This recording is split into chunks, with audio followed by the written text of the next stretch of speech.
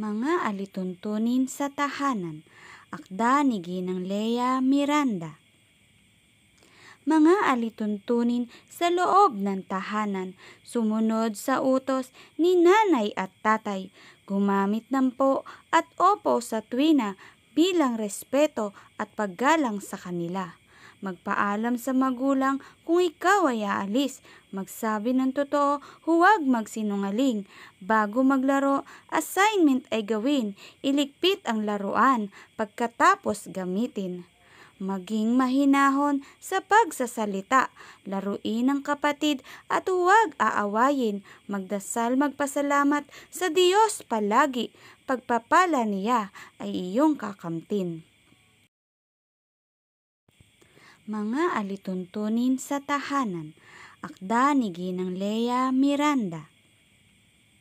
Mga alituntunin sa loob ng tahanan, sumunod sa utos ni nanay at tatay, gumamit ng po at opo sa tuwina bilang respeto at paggalang sa kanila. Magpaalam sa magulang kung ikaw ay aalis. Magsabi ng totoo, huwag magsinungaling. Bago maglaro, assignment ay gawin. Iligpit ang laruan, pagkatapos gamitin. Maging mahinahon sa pagsasalita, laruin ang kapatid at huwag aawayin. Magdasal magpasalamat sa Diyos palagi. Pagpapala niya ay iyong kakamtin. Mga alituntunin sa tahanan. Akda ni Ginang Lea Miranda.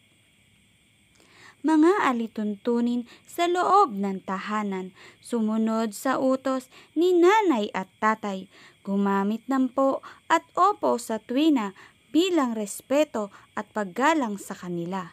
Magpaalam sa magulang kung ikaw ay aalis. Magsabi ng totoo, huwag magsinungaling. Bago maglaro, assignment ay gawin. Iligpit ang laruan, pagkatapos gamitin. Maging mahinahon sa pagsasalita, laruin ang kapatid at huwag aawayin. Magdasal magpasalamat sa Diyos palagi.